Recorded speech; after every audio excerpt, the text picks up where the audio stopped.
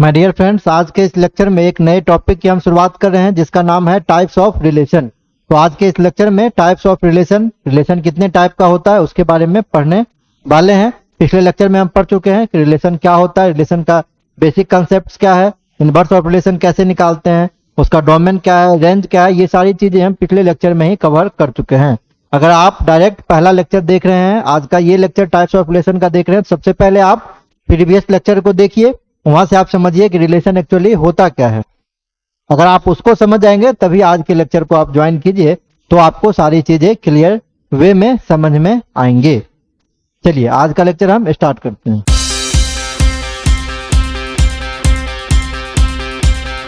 Chapter 2 है ना, types of relation. ये लेक्चर 2 है। पहले लेक्चर में हम बता चुके हैं कि रिलेशन के बेसिक कंसेप्ट्स के बारे में हम डिस्कस आप लोग से कर चुके हैं। देखिए दोस्तों, यहाँ वॉइड रिलेशन है। वॉइड रिलेशन क्या होता है? तो लेट ए बी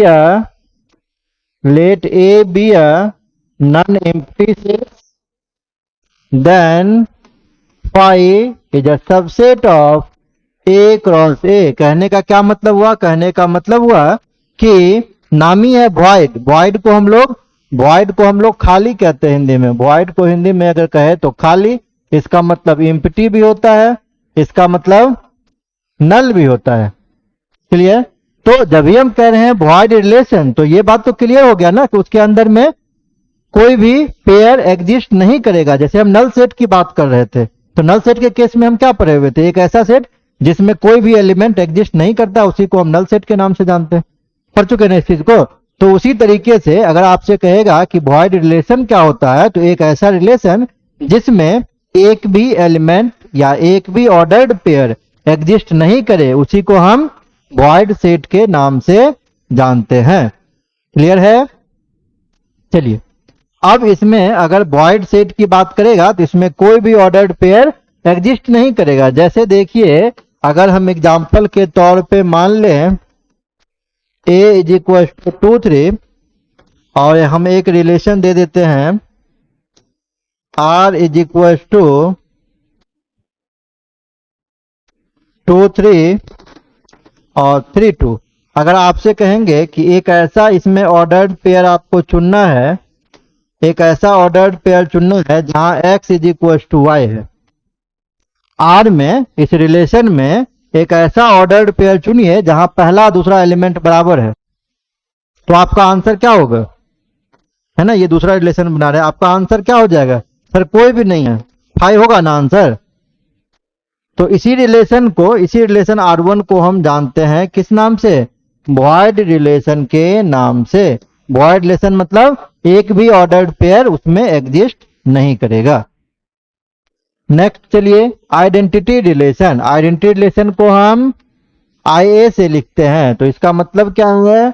इसका मतलब है x, x such that x belongs to A, that is every pair of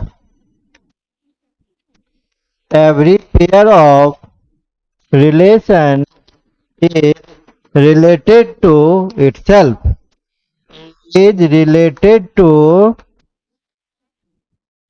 itself। जितना भी पेयर आइडेंटिटी रिलेशन में होगा, सब एक दूसरे से ही, खुद से ही सब क्या करेगा? रिलेट करेगा। कहने का ये मतलब हुआ, अगर हम एग्जांपल के तौर पे बात करें तो let A is equal to 1 2 3 4। Clear? और इससे 4 रिलेशन हम डिफाइन करते हैं। 4 एलिमेंट है इसमें। पहला ले लेते हैं 1 1 1 2, पहला ले लेते हैं 1 1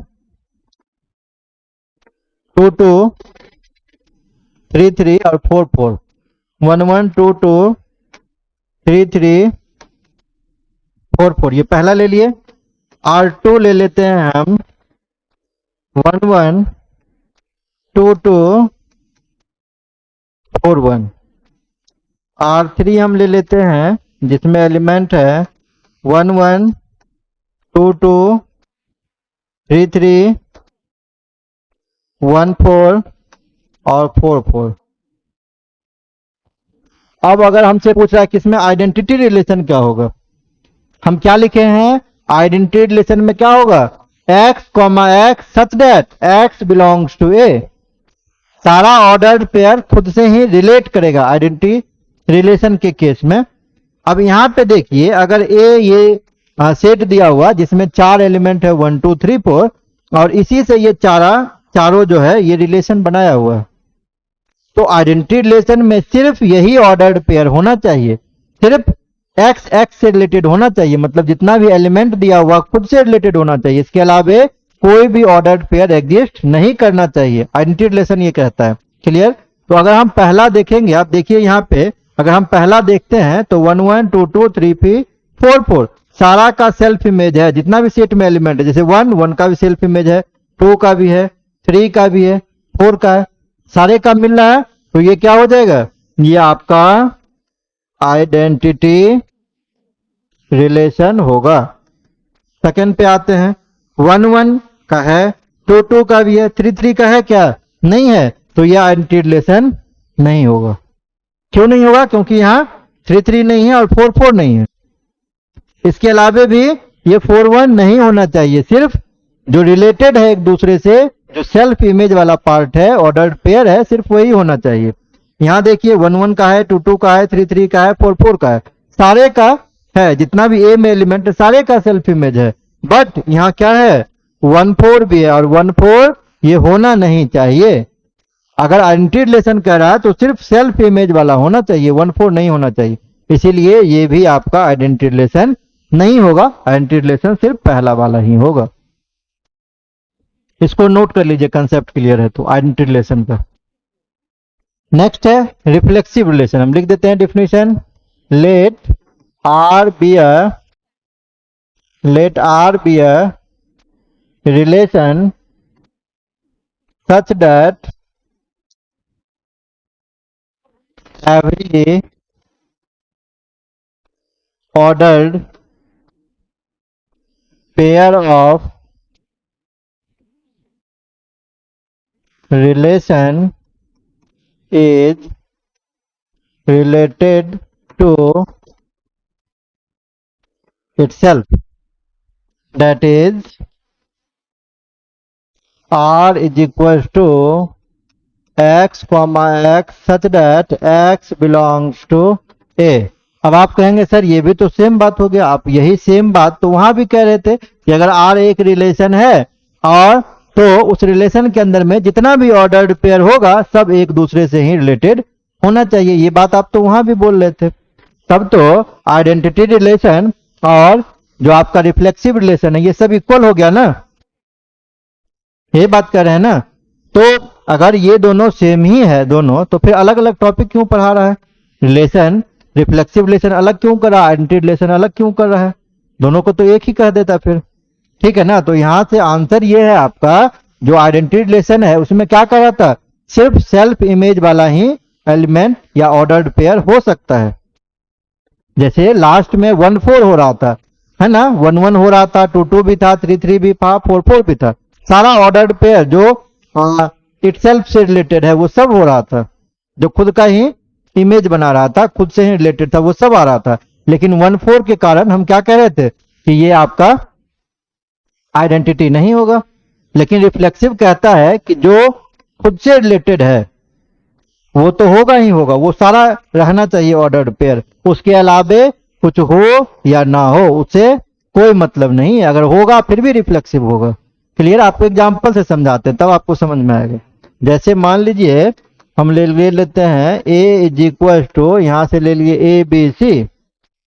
अब दो हम ले लेते हैं एग्जांपल, R1 में दिया हुआ है A B B C C, ये R1 दिया हुआ है। R2 में हम लोग ले लेते हैं A B B B B C C C, ये R1 में ले लेते हैं। R3 में हम लोग ले लेते हैं ए सी बी सी और सी सी। अगर हम कहेंगे कि R1 R2 और R3 जो है ये सब A बेस्ड पे है, यहीं से सारे रिलेशन को फॉर्म किए हुए हैं, तीनों रिलेशन को। अब इसमें से कौन सा रिलेशन रिफ्लेक्सिव होगा, ये हम अगर आपसे पूछे तो आपको सीधा सीधा पहले क्या चेक करना होगा कि खुद से रिलेटेड है कि नहीं है। जितना भी ए में एलिमेंट है ना, तो रिलेशन में ये खुद का पेयरिंग वाला है कि नहीं है सारे एलिमेंट के लिए। जैसे अगर ए है तो ए का पेयरिंग है कि नहीं है खुद से, ए रिलेटेड है ए से, मिल गया। बी का बीबी भी मिल गया, सी का सी से भी मिल गया, तो ये आपका क्या होगा, ये रिफ्लेक्सिव रिलेशन होगा। तो आप कहेंगे सर ये तो आइडेंटिटी भी होगा, हाँ बिल्कुल आइडेंटिटी होगा, ये बिल्कुल आइडेंटिटी भी होगा। तो ये रिलेशन रिफ्लेक्सिव भी है और आइडेंटिटी रिलेशन भी है। अगर हम R2 के ऊपर में आते हैं तो ए का ए से रिलेशन है, बी का देखिए बी से भी है, सी का सी से भी है, इसके अलावा ए बी भी है और बी सी भी है। तो आपको इससे मतलब नहीं है, आपको सिर्फ सेल्फ इमेज से मतलब है। आपको सिर्फ मतलब है कि अगर ए के अंदर में ए बी सी है तो रिलेशन के अंदर में ए बी बी सी सी होना ही चाहिए, इसके अलावा कोई एलिमेंट हो रहा है या नहीं हो रहा है वो आपको देखना ही नहीं है। अगर तीनों प्रेजेंट है तो आप डायरेक्ट क्या कर देंगे, रिफ्लेक्सिव। तो ये जो R2 रिलेशन है ये रिफ्लेक्सिव है, R2 रिलेशन रिफ्लेक्सिव है, लेकिन बट नॉट आइडेंटिटी। आइडेंटिटी नहीं है, क्यों नहीं आइडेंटिटी है, क्योंकि आइडेंटिटी में ये कह रहा है एक्स्ट्रा कोई भी एलिमेंट नहीं रहना चाहिए, ए बी और बी सी नहीं होना चाहिए, तभी आइडेंटिटी होगा। नेक्स्ट R3 में देखिए ए का ए से ऑर्डरिंग है पॉसिबल, बी का बी देखिए नहीं है, सी का सी से है, तो ये नॉट सिमेट्रिक हो जाएगा, ये हो जाएगा नॉट सिमेट्रिक। सिमेट्रिक क्यों नहीं हुआ, क्योंकि यहां पे बी बी मिसिंग है, ये not belongs to B B है, बी बी नहीं है। एक का भी अगर सेल्फ इमेज नहीं है तो आपका रिफ्लेक्सिव नहीं होगा, जैसे ये रिफ्लेक्सिव नहीं है। तो यहां से क्या कंसेप्ट निकला, कंसेप्ट ये निकला कि जितना भी आइडेंटिटी रिलेशन है सारा रिलेशन रिफ्लेक्सिव होगा, बट जितना सारा रिलेशन रिफ्लेक्सिव है वो आइडेंटिटी हो ये जरूरी नहीं है। क्लियर, नहीं समझ में आया, देखिए हम यहां लिख के बताते हैं तब आपको समझ में आएगा। ये आइडेंटिटी रिलेशन आपका है, ये रिफ्लेक्सिव रिलेशन हो सकता है, बट रिफ्लेक्सिव जो है is not always identity relation. Identity relation is always a reflexive relation, but reflexive relation is not necessarily a identity relation. इस कंसेप्ट को आप ध्यान में रखेंगे, एग्जाम्पल के थ्रू सारी चीजें आपको क्लियर हो गई होंगी। तो ये ऑब्जेक्टिव क्वेश्चन के लिए इस कंसेप्ट को ध्यान में रखिए। नेक्स्ट आते हैं symmetric relation. A relation R is said to be symmetric only if, एक रिलेशन R को हम सिमेट्रिक तभी बोलेंगे जब ए बी अगर रिलेशन से बिलोंग करा, कोई भी ऑर्डर पे ए बी रिलेशन से बिलोंग करा तो बी ए भी रिलेशन से बिलोंग करना चाहिए। कहिएगा सर इसका मतलब क्या हुआ, इसका मतलब ये हुआ कि अगर कोई रिलेशन है R1 जिसके अंदर दिया हुआ है ए बी बी ए और बी बी, ये पहला है। दूसरा R2 के अंदर में दिया हुआ है ए बी बी। तीसरा R3 है उसके अंदर में दिया हुआ है ए बी बी बी। अब इसमें पूछ रहा है कि रिफ्लेक्सिव रिलेशन सिमेट्रिक रिलेशन कौन सा होगा, रिफ्लेक्सिव का भी हम जिक्र कर लेते हैं। अच्छा ये जो तीनों रिलेशन है ये किसके ऊपर में दिया हुआ है, तो ये ए बी एक सेट है, उसी के ऊपर में तीनों रिलेशन डिफाइन किया हुआ है। अब अगर हम रिफ्लेक्सिव की बात करेंगे इस तीनों में से कौन सा रिफ्लेक्सिव होगा, तो रिफ्लेक्सिव के लिए क्या देखना होगा, सेल्फ इमेज। पहला में देखिए ए का ए से इमेज है, बी का बी से है, तो ये रिफ्लेक्सिव तो है, पहला आपका रिफ्लेक्सिव है। आइडेंटिटी है, ये आइडेंटिटी नहीं है, क्यों नहीं है, क्योंकि ए बी है और बी है, उसके कारण आइडेंटिटी नहीं है। सेकेंड देखिए, सेकेंड रिफ्लेक्सिव है, ए है और बी बी है, तो आपका क्या है ये रिफ्लेक्सिव है एंड आइडेंटिटी भी है एंड आइडेंटिटी दोनों है आपका, एक्स्ट्रा भी कोई भी एलिमेंट नहीं है। इसके बारे में बात करते हैं, क्या रिफ्लेक्सिव है, ये ए है बी भी है, तो ये भी आपका क्या है, ये भी आपका रिफ्लेक्सिव है। आइडेंटिटी है, ये आइडेंटिटी नहीं है, क्यों नहीं है, क्योंकि यहाँ ए बी है ना, तो आइडेंटिटी नहीं। अब अगर सिमेट्रिक की बात करता है तो सिमेट्रिक कहता है कि अगर रिलेशन के अंदर में ए बी है तो बी ए भी होना चाहिए, मतलब जो भी एलिमेंट है उसका रिवर्स भी होना चाहिए। अगर 1 2 है तो 2 1 भी होना चाहिए। और आपको हर पेयर के लिए देखना है, ऐसा नहीं कि एक पेयर के लिए है बाकी के लिए नहीं भी है तो सिमेट्रिक हो जाएगा, ऐसा नहीं है। हर पेयर के लिए वो अगर प्रेजेंट है तभी वो सिमेट्रिक होगा, अदरवाइज सिमेट्रिक नहीं होगा। ये चीज आपको देखना पड़ेगा। जैसे यहाँ हम ए बी के लिए देखते हैं तो ए है, अगर हम इसका अपोजिट भी करेंगे तो ए ही होगा, चलिए है यहाँ ए बी है, इसका अपोजिट करेंगे तो बी ए प्रेजेंट है, बी ए का करेंगे तो ए बी, ये भी प्रेजेंट है। अगर बी बी का भी हम करेंगे तो रिवर्स भी करेंगे तो ये भी हो जाएगा। मतलब ये रिलेशन जो है पहला वाला ये आपका सिमेट्रिक रिलेशन है। सेकंड के लिए देखते हैं, ए रिवर्स भी करेंगे तो ए ही होगा, बी भी रिवर्स भी करेंगे तो बी बी ही होगा, तो ये भी आपका सिमेट्रिक रिलेशन है। थर्ड में आते हैं, ए रिवर्स होगा, रिवर्स भी हो जाएगा इसका, है ना, प्रेजेंट है यहाँ। ए बी रिवर्स क्या होना चाहिए, बी ए बी का रिवर्स होना चाहिए बी ए, है यहाँ पे नहीं है तो ये सिमेट्रिक नहीं होगा, इसको लिखेंगे नॉट सिमेट्रिक। इसको क्या लिखेंगे, नॉट सिमेट्रिक। क्यों नहीं है सिमेट्रिक, क्योंकि इस रिलेशन में बी ए बिलोंग नहीं कर रहा है। तो आपको हर पेयर का देखना होगा, एक भी पेयर का मिसिंग है तो आपका सिमेट्रिक नहीं होगा, नोट कर लीजिए इसको। थर्ड आइए, ट्रांजिटिव रिलेशन। ट्रांजिटिव रिलेशन कहता है कि अगर किसी रिलेशन में ए बी पेयर रिलेशन से बिलोंग कर रहा है और बी सी भी रिलेशन से बिलोंग कर रहा है, क्लियर, देन ए सी रिलेशन से बिलोंग करना चाहिए। अगर किसी रिलेशन में ए बी बिलोंग कर रहा है, उसी रिलेशन में बी सी भी बिलोंग कर रहा है, देन ए का सी से भी इनडायरेक्ट एसोसिएशन होना चाहिए, तभी ट्रांजिटिव प्रॉपर्टी को वो फॉलो करेगा। जैसे एग्जाम्पल के तौर पे देखिए, मान लेते हैं let R is equal to A B, ठीक है, ए बी और बी बी मान लेते हैं ये है। दूसरा देख लेते हैं, ये R1 कर देते हैं, R2 is equal to A B और बी ए, क्लियर। तीसरा देख लेते हैं, R3 ए बी बी सी सी ए।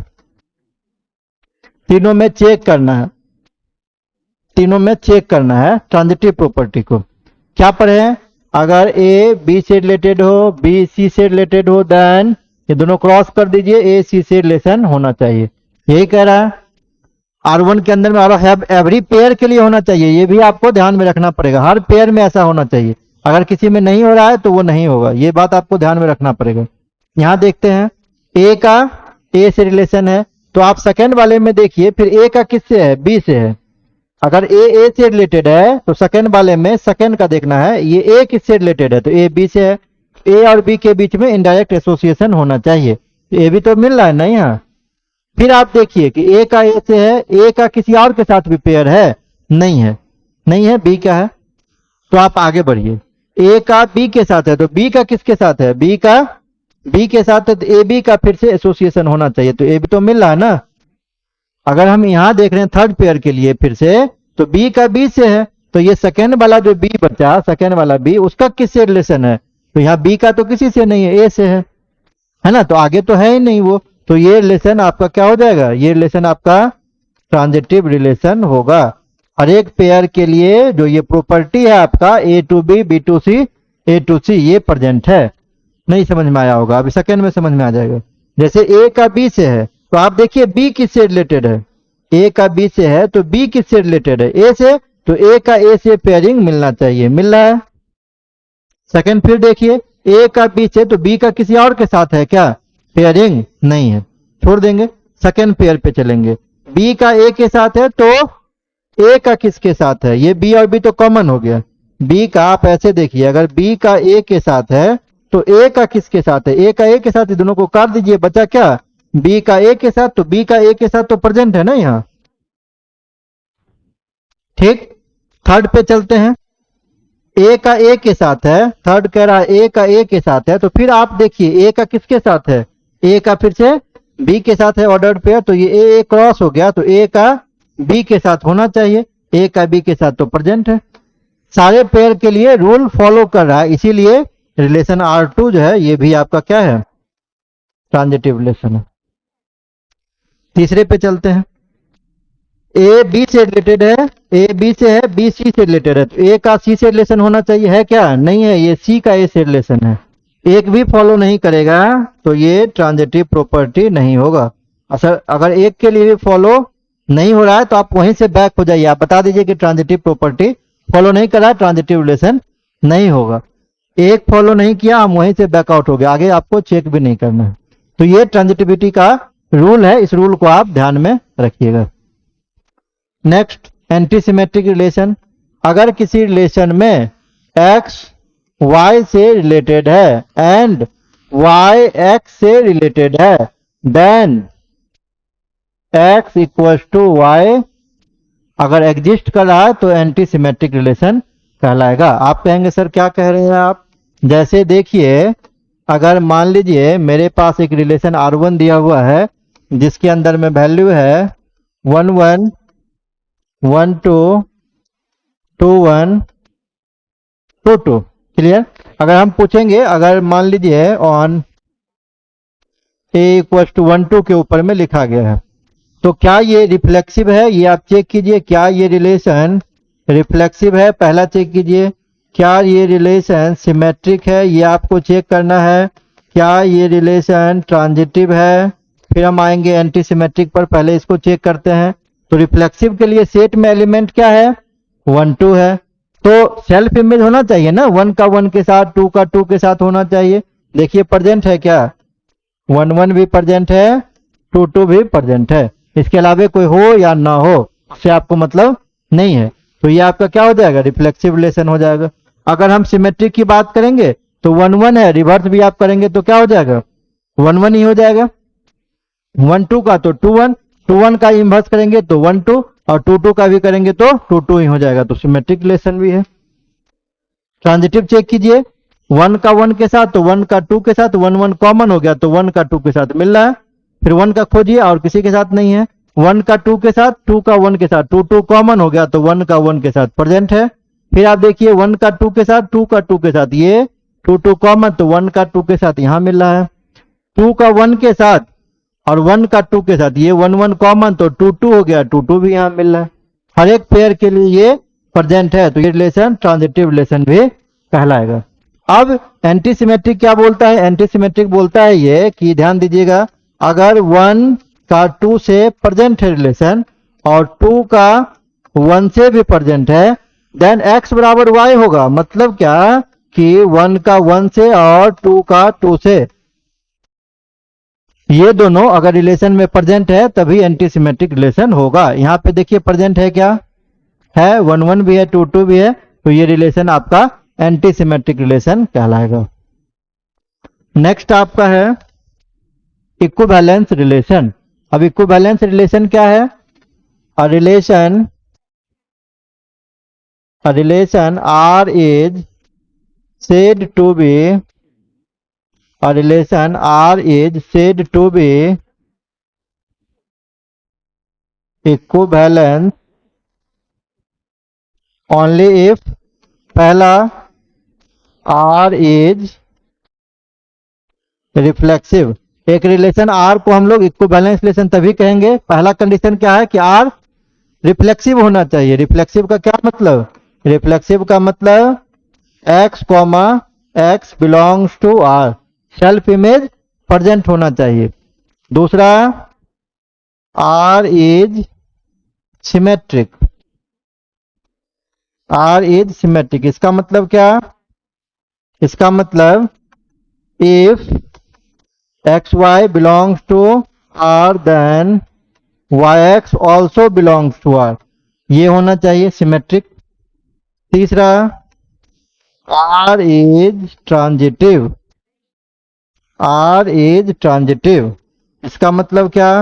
इसका मतलब if x y belongs to relation and y z belongs to relation, then x comma z also belongs to relation. अगर किसी relation के अंदर में एक्स वाई से रिलेटेड है, वाई जेड से है, then there is an indirect association between x and z, then the relation is called transitive relation. तो ये अगर कोई रिलेशन इस तीनों प्रॉपर्टी को फॉलो करता है, अगर रिलेशन रिफ्लेक्सिव है, अगर रिलेशन आपका ट्रांजिटिव है, अगर रिलेशन आपका सिमेट्रिक है, तभी उस रिलेशन को हम इक्विवेलेंस रिलेशन के नाम से जान सकते हैं, इक्विवेलेंस रिलेशन उसको हम कह सकते हैं। क्लियर? ठीक है, हम नेक्स्ट चैप्टर फिर पढ़ते हैं, नेक्स्ट टॉपिक पढ़ते हैं फिर से। ये आपका composition of relation. Composition of relation क्या होता है? इसमें आप देखिए, let R is equal to, एक पहले सेट ले लीजिए तब आपको समझ में आएगा। मान लेते हैं मेरे पास एक सेट दिया हुआ है जिसमें 1 2 3 है। दूसरा एक सेट है जिसमें मेरे पास 2 4 है। और तीसरा एक सेट दिया हुआ है जिसमें मेरे पास ए और बी है। क्लियर? तो आर इक्वल्स टू, एक कोई रिलेशन हम डिफाइन कर रहे हैं, है ना? ये आपको किससे किस में है? आर डिफाइन हो रहा है A to B, A cross B का ये सबसेट है आर।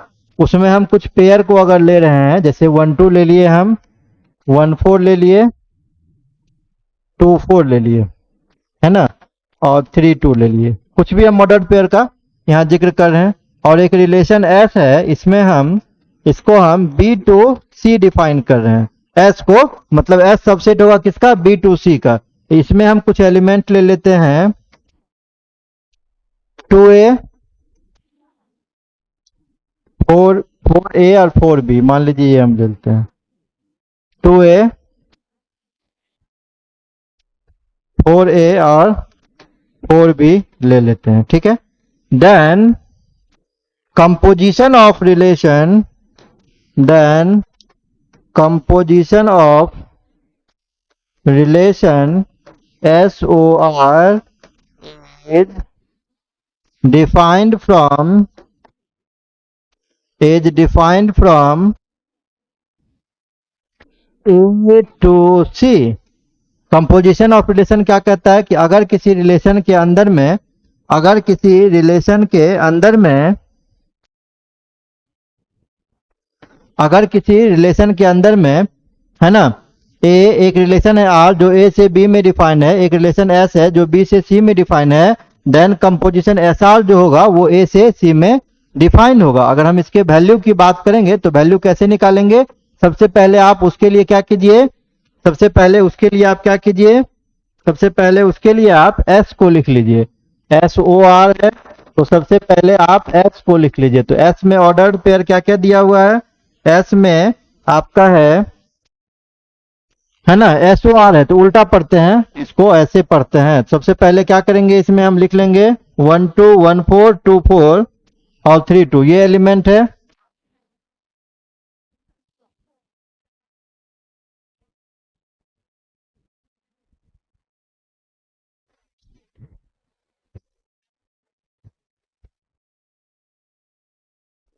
SOR में क्या करते हैं, सबसे पहले हम, आपको ऐसे देखना होगा, अगर SOR है तो सबसे पहले आप क्या कीजिए, सबसे पहले आप आर को लिखिए। जैसे आर में आपका दिया हुआ है, आर में देखते हैं तो 1 2 1 4, आर में आपका है, आर में है 1 2, 1 का 2 से, 1 का 4 से, और क्या है 1 2 1 4 2 4 3 2 2 4 3 2। क्लियर? ओ मतलब कोई भी ऑपरेटर हो सकता है, एडिशन या मल्टीप्लीकेशन। यहाँ पे कंपोजिशन सिर्फ कह रहा है आपको। ओ एस, फिर देखिए एस में क्या है, 2a 4a 4b। एस में है 2a 4a 4b। 2a 4a और 4b। अब देखिए कंपोजिशन ऑफ रिलेशन कैसे देखना होता है। कंपोजिशन ऑफ रिलेशन में आपको ये देखना है, ध्यान देंगे अब, कंपोजिशन ऑफ रिलेशन में ये देखना है कि अगर पहला सेट है जिसमें 1 2 से रिलेटेड है, पहला सेट में 1 2 से रिलेटेड है, तो सेकंड में आपको जाना है, सेकंड में जाना है और देखना है कि 2 किससे रिलेटेड है। क्लियर? आपको ये देखना है पहला 1 2 से रिलेटेड है तो सेकंड में 2 किससे रिलेटेड है, तो यहाँ 2a से रिलेटेड है, तो ये एसोसिएशन जो बनेगा ये 2 2 कैंसिल हो जाएगा, 1 का a के साथ एसोसिएशन होगा। 1 का 2 के साथ है, सेकंड में जाइए 2 का किसके साथ है, a के साथ है, तो 2 और 2 कैंसिल आउट हो गया। आप ये मान के चलिए बचा क्या, 1 का a के साथ। फिर आप देखिए सेकंड में 1 का 2 के साथ, तो सेकंड में कोई और है क्या 2 के साथ, नहीं है। आगे चलेंगे 1 का 4 के साथ, सेकंड में देखिए 4 का किसके साथ है, a के साथ, तो बचा क्या 1 का a के साथ बच गया। नहीं समझ रहे हैं? 1 का अगर 4 के साथ है और सेकंड में 4 का a के साथ है तो 4 4 क्या हो गया, कैंसिल हो गया, तो बचा क्या 1 का a के साथ, वही हम लिखे हैं। फिर से देखिए 1 का 4 के साथ, 4 का किसके साथ है, b के साथ है, तो यहाँ 1 और b का एसोसिएशन हो जाएगा। और भी कोई है, नहीं है। फिर इसमें देखिए 2 का 4 के साथ है, तो सेकंड में देखिए 4 का किसके साथ है, 2 का 4 के साथ है, 4 का a के साथ, तो बचा क्या आपके पास 2a। सिमिलरली 2 का 4 के साथ, 4 का b के साथ, तो बचा क्या 2b। फिर यहाँ ये देखिए 3 का 2 के साथ, 2 का a के साथ, तो क्या हो जाएगा 3 का a के साथ। और भी कुछ है क्या, और भी कुछ नहीं है, और किसी से पेयरिंग पॉसिबल ही नहीं है, और किसी से पेयरिंग पॉसिबल ही नहीं है, तो ये SOR का वैल्यू हो जाएगा। अगर आपसे ROS कहेगा, ROS निकालिए, तो सबसे पहले किसको लिखेंगे, सबसे पहले S को लिखेंगे, तो ये हो जाएगा 2a, ये आपका हो जाएगा 4a, ये आपका हो जाएगा 4b, ये S हो गया। O फिर से आप R को लिख दीजिए, R का वैल्यू है 1 2, R का वैल्यू है 1 4, R का वैल्यू है 2 4 और R का वैल्यू है 3 2। अब इसमें देखिए पेयरिंग करके 2 का a के साथ है, 2 का a के साथ है, तो a का देखिए किसके साथ है, किसी के साथ नहीं है। सिमिलरली 4 का a के साथ है, तो a का इसमें किसी के साथ पेयर एग्जिस्ट ही नहीं कर रहा है। 4 का b के साथ, तो इसमें b का किसी के साथ भी पेयर एग्जिस्ट नहीं कर रहा है, तो आंसर क्या हो जाएगा भाई। तो इस केस में आपको क्या लगा, एक रूल समझ में आया कि अगर हम इन जनरल देखते हैं तो ROS का वैल्यू और SOR का वैल्यू ये इक्वल इन जनरल नहीं होता है। मतलब composition of R and S and composition of S and R is not always equal, ये रूल है आपका। यहाँ पे एक और रूल है, यहाँ पे इसको ध्यान में रखिए। रूल आपका ये है कि ROS का अगर हम इन्वर्स करेंगे तो इन्वर्स रूल काम करता है। यहाँ पे ये हो जाएगा S inverse O R inverse. इस रूल को आप जरूर ध्यान में रखें ऑब्जेक्टिव क्वेश्चन के पॉइंट ऑफ व्यू से। ये टॉपिक आपका यहाँ पे खत्म हो गया। तो आज का क्लास काफी इंपोर्टेंट लेक्चर हम आपको पढ़ाए, टाइप्स ऑफ रिलेशन की हम जिक्र किए, बहुत सारे क्वेश्चंस यहाँ से आते हैं और इसी बेस पे आते हैं। इस लेक्चर को आप थोड़ा सा भी कहीं से भी मिस नहीं कीजिए। जितना पॉइंट हम बताए हैं सारे पॉइंट को आप अक्षरशः इसी तरीके से याद कर लीजिए, तभी आपसे जो भी क्वेश्चन आने वाले लेक्चर्स में हम बताएंगे या आपके अपकमिंग एग्जाम में पूछे जाएंगे वो आप सॉल्व कर पाएंगे। फिलहाल इस लेक्चर के लिए हम यहीं तक बात करते हैं। मैं वीडियो अगर आपको अच्छा लग रहा है तो प्लीज चैनल को लाइक एंड सब्सक्राइब जरूर करके जाएं। मिलते हैं नेक्स्ट लेक्चर में। Thank you.